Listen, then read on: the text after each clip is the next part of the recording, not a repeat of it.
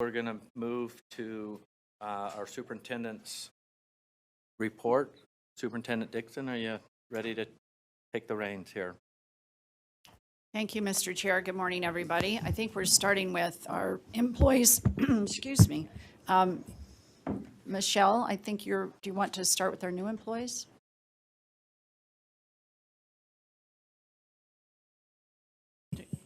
Oh, we'll start with Employee of the Month while you're getting set up. Okay. Does that mean I'm driving? I think you are. Right.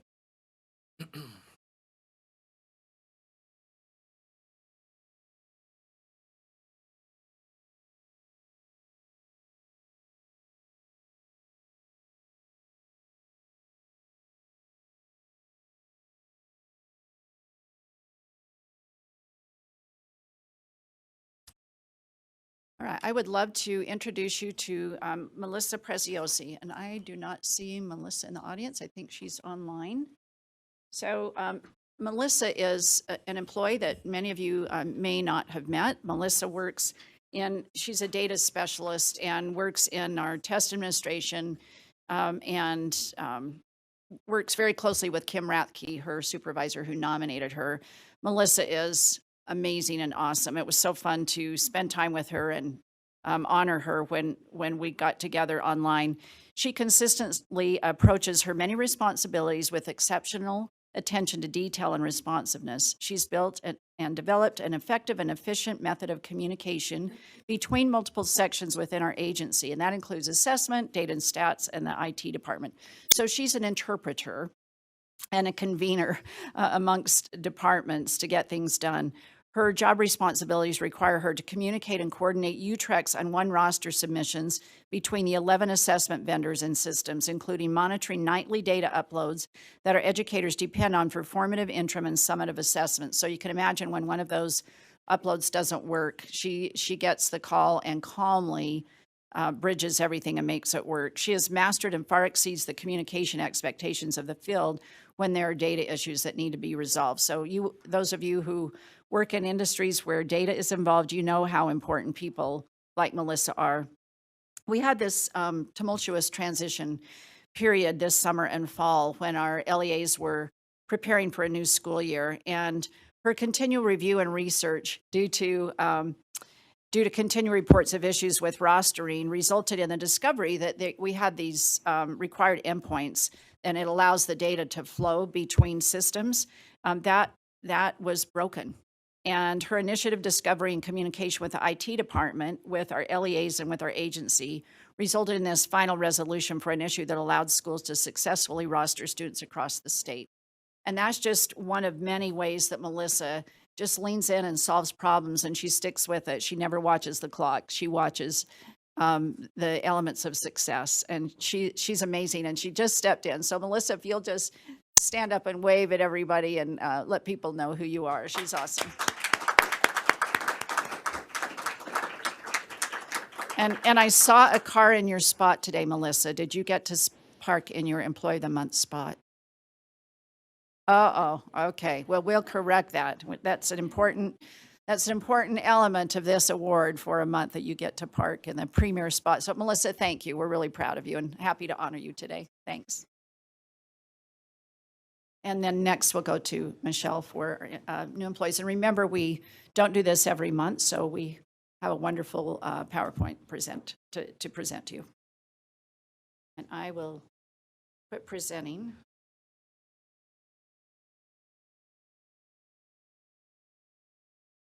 I don't have rights to present. Can someone present?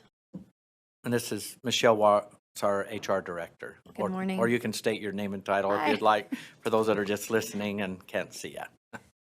Morning. I'm Michelle. We're getting things set up. One moment. Oh,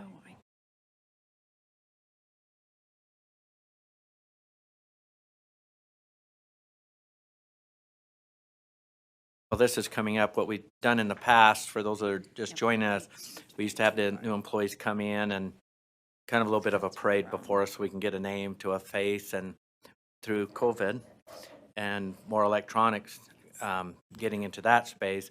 Now we have a PowerPoint presentation that we can even learn a little bit more about each employee, that there's a quote or a hobby or a little bit more background. So we have that, but they're also welcome if they're in the building to pop in. That's not a And good one. this is how we now recognize our new employees. But we're still trying to get this up.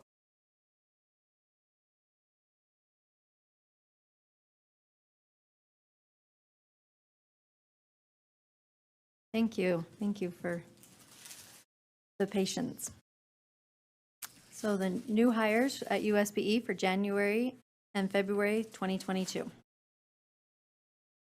Emily J. Smith, General Services Specialist from Salt Lake City. She previously worked as a document imaging associate for Nebraska Medicine.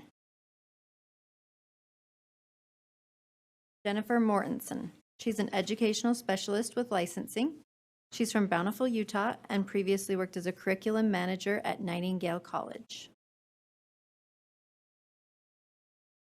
Kyle Back. He's a marketing and communications intern from South Korea and previously worked as a design marketing intern for FireToss. Colton Williams. He's an education specialist in CTE.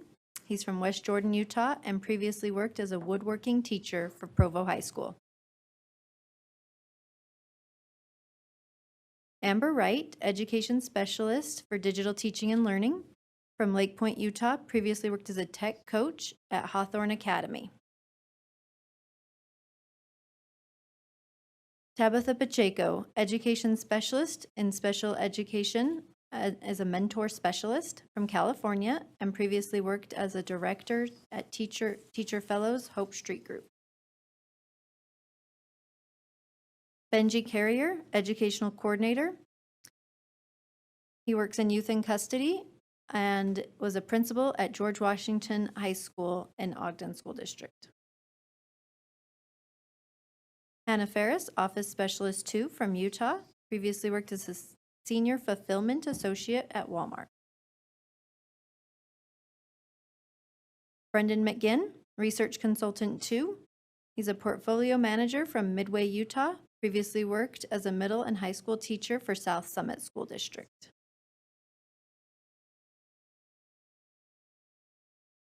Leslie Means is an office specialist 2 from Salt Lake City and previously worked as an education administrative manager at the Utah Film Center. Andrew Grove, program specialist for the Apple program. He's from Iowa City, Iowa. Previously worked as a special education resource teacher at Ogden City School District. Ashley Arbuckle, executive secretary from Nevada and Idaho. Worked at as a TrueScan technician at Boart Longyear. Tony Peterson, general support specialist from Idaho and worked as a receptionist at Cobalt Construction. And Chantel Coda, educational coordinator for Safe and Healthy Schools from Ogden, Utah, and previously was a principal for Ogden City School District. Welcome to these new employees. Thank you.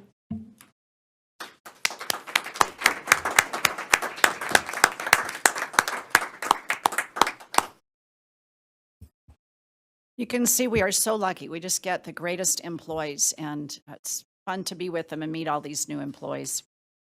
So we'll turn the time now to Kathy Jensen for our student art highlights. Isn't it great to be back with surrounded by student art? Thanks, Kathy. Thank you, Superintendent. Kathy Jensen, education specialist in the fine arts, specifically with the Beverly Taylor Sorensen Arts Learning Program. We're so thrilled to present the artwork that comes from Granite School District. Granite School District is one of our few school districts that has completely implemented the Beverly Taylor Sorensen Arts Learning Program in every one of their elementary schools. And in addition, they have at their district offices a gallery. And so this was a recent display at the gallery at the Granite School District from the elementary schools, where every student has opportunity to experience arts and arts integrated learning through BTS Arts and arts integration. So the first one is a tiny art project. Every student made their own little tiny piece of art that was put together in a big collage. Next is Utah Regions, done with crayon pastels and crayon resist. And you can see the beautiful depictions of the regions and the diversity in geography that we have in Utah. Next is some Eric Carl work by third graders and first graders. The third graders did the birds, where they actually created their own materials, then chose the materials and repurposed them for the birds. And the first graders did grasshoppers. And theirs are painted rather than with paper that they created. Next are stamp prints. You can see how detailed and accurate the students learn about patterning. They learn some real patience by doing those stamp prints. Going around the room, you see depictions of ancient pyramids where the students learned about perspective. They learned about shading. They learned about foreground, midground, and background, all while connecting that to their learning about ancient cultures. We see some work from fourth grade where they painted iconic things from Utah or the arches that are so important to our landscape. The next one is really interesting. It combines and integrates the art and math and shapes with digital learning. So those are all digital creations of animals that the students did. And lastly, we have the landscapes perspective that have been painted. I love the art that is presented this month. I love that every student K-6 in Granite School District has access to one of the art forms through BTS Arts.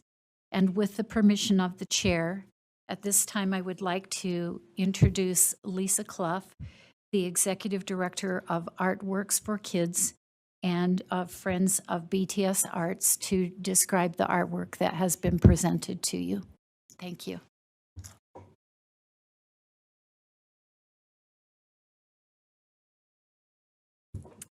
Good morning. I'm Lisa Clough, Director of Artworks for Kids. It's a pleasure to be here today. The Artworks for Kids board, consisting of Jim Sorensen, Joe Sorensen, and Joan Fenton, and I would like to thank you, give our appreciation to you for the support and advocacy work you did on behalf of the Beverly Taylor Sorensen Arts Learning Program. We are thrilled with the results. You have in front of you a small token of appreciation. It is a glass piece of art done by 3rd and 4th grade students at Windridge Elementary in the Davis School District. Windridge is one of the schools that is on our wait list. We are very hopeful that they will become a BTS school this year. Thank you to your efforts. The students there worked with an artist in residence and learned about the glass fusion process, as well as photosynthesis, plant cycle, and then some of you also have work that is constellations and landforms. So the students learned the arts integration that Kathy was speaking about, and again, we appreciate your support and look forward to many good years to follow. Thank you very much. Yes, and there's a picture of the student that made the glass art at the top of the box.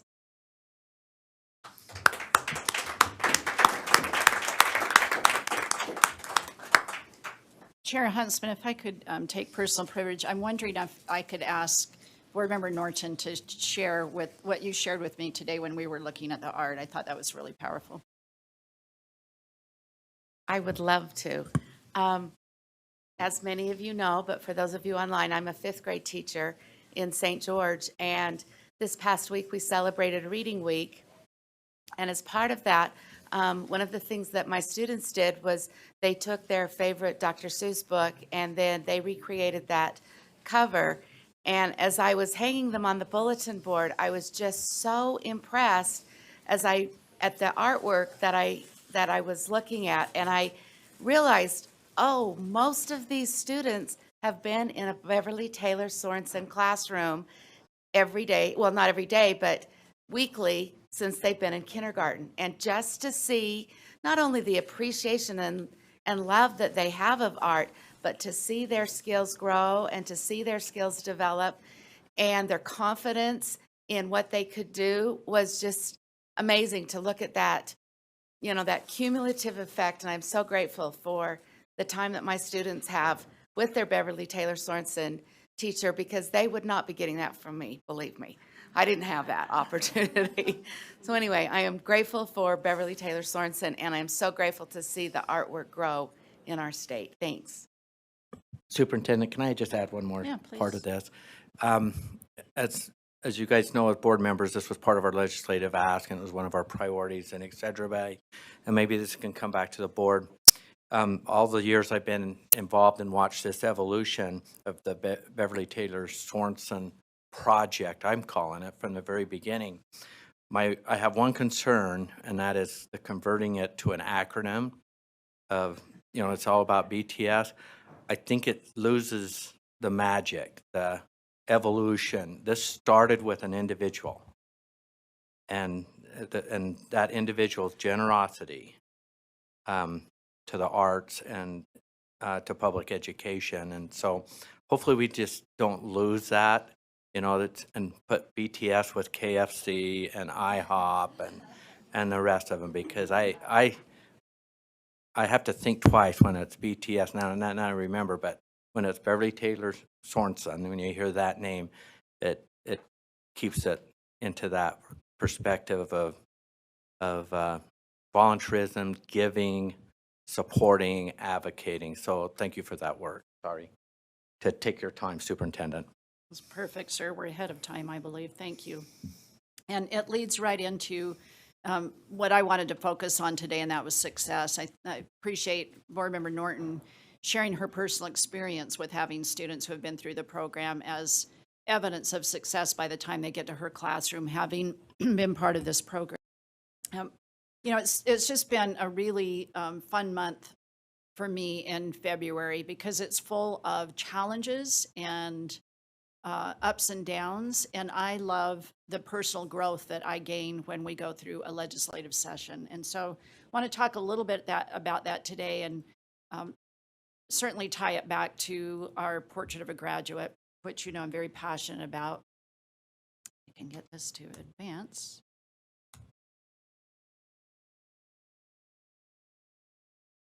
So first I want to give a shout out to our staff, and we get to be very visible on the Hill. So I feel like I'm the board's cheerleader. I'm the cheerleader for kids when I'm up there. I'm advocating for your priorities, and we're visible. We're interacting with people all the time.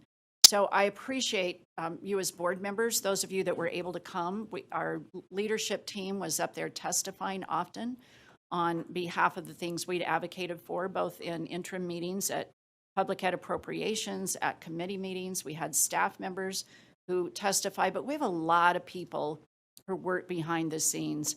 I'm thinking about the fiscal notes, and we have people who dog those fiscal notes, but a lot of people who contributed, and we had to have, Sam can tell you, there were like 24-hour turnarounds, and people would just lean in and jump in to do whatever was necessary. Assistant Superintendent Jacobson really led her team to make sure that everything got in that was needed, and it was often so last minute. People were contributing and giving information. We had students on the Hill. It was very fun to have Katie Nelson down in the lower left-hand corner Katie was our intern, and she's the student body president of Olympus High, for those of you that didn't get to meet her. She's my neighbor, and she called one day and said, I'm out of class on a couple of days by 10:30 as a senior, and I really want to stay busy. This young lady is super busy. And she got involved in the Period Project and was able to do some research around that and be highlighted by giving remarks at one of the convenings.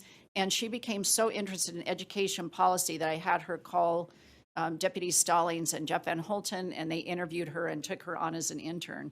And she was so bright, and to hear her voice and her perspective about how policies would impact her as a student, was very helpful. And then you see Sunny, who is our chair, I guess, of the Student Advisory Council, your Student Advisory Council. And they were there listening to a bill that Representative Elison was presenting and had their picture taken with them. But we had so many great experiences. And I just want to give credit to the staff that don't always get to be really visible on the Hill, but they're doing all of the work behind the scenes to help you as a board and help us be successful. And we did have a successful session, and you're going to hear the details from Angie and Scott today. And it's in large part due to the hard work of staff. We also had the opportunities to celebrate dual language immersion through an international conference that was planned 3 or 4 years ago, and then the pandemic hit. So we were able to hold that here in our state, and our staff had some involvement with it, but primarily it was a coalition of people from all across the country who are very invested in teaching language and dual language immersion. And I'm always very proud to say we have more students per capita than any other state involved in languages, particularly in dual language immersion. While we're not a really large state in terms of population, a lot of our kids are really involved in this program, and it pays dividends.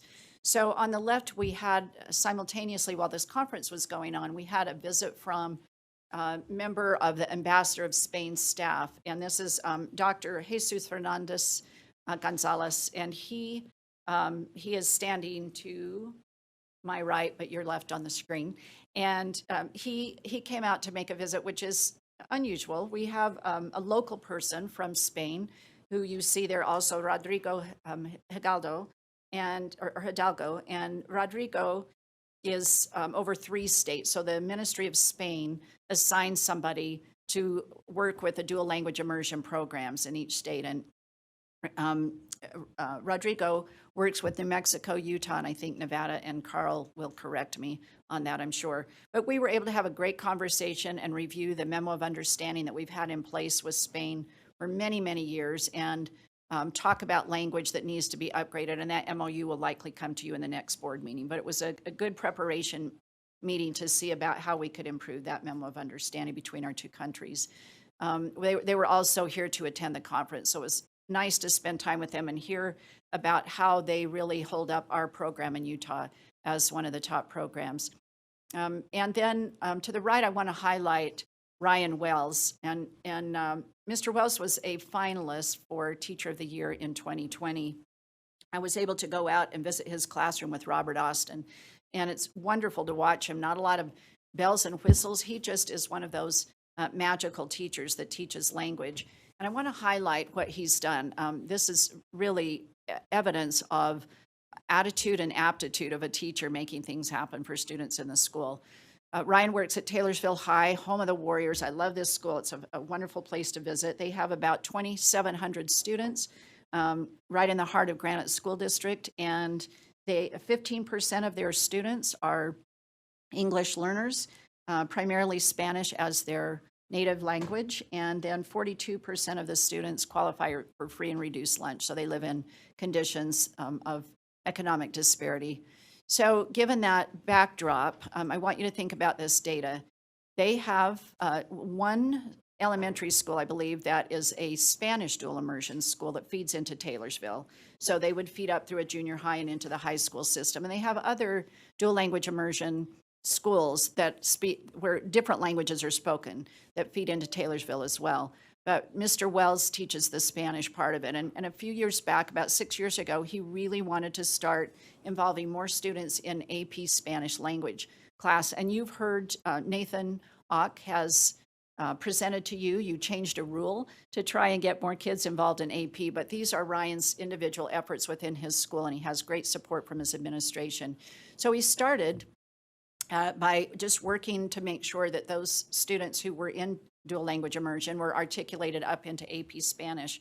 And back in 2015, the 16 school year, he had 6 students in AP Spanish. And he worked each year to get continual growth to where this year there are 190 students in AP Spanish. So think about what he's done in 6 years. And part of the success of his program is not just about students who have been in dual language immersion, but students who come to the school speaking Spanish as their primary language and having the attitude that they also need, deserve, and can participate fully in a rigorous AP program. So he works to tap students without having a screener or any kind of assessment. It's just if they're interested, and he really works with other teachers to get students interested in getting into his AP Spanish class. Nathan has presented the data to you on what happens when kids take AP classes, IB, concurrent enrollment, college-bound coursework. They're more likely to be successful in post-secondary opportunities. So think about the students that are coming through his class now earning AP credits. And optimally, you would want everybody who has a desire to get into AP courses. I think it's such a great model that can be parlayed into AP physics and biology and English, that sometimes we create barriers and screeners. I was one of those students when I was in high school. There weren't many AP offerings. They started in the 70s in my high school, a couple of AP courses, and I was so excited and I wanted to get into those courses. And I was told I didn't need to. One was that in the month of celebrating women, I was told because I was a girl, I didn't need to be in AP classes, nor did I need to take chemistry or sciences, which I loved. But I also didn't need to be in AP English because I didn't have a 3.8 and above. So Board Member Norton is smiling because we shared this experience in our high school. But nonetheless, I have been a champion for reducing barriers to AP courses. And when Mr. Wells was presenting this, and there were people from all across the country and other foreign nations, they were just really taken back that he would let kids in without some kind of test and some kind of mark that they had to hit. And this notion that it's open to all students really fits with a personalized approach to education. It takes a desire and a teacher believing in the students. So right now there are 100 students participating in the U of U Bridge program. He has 4 classes. And remember, the Bridge program for language is one where they are getting college credit. They're taking college level Spanish courses. So you can see the courses listed here.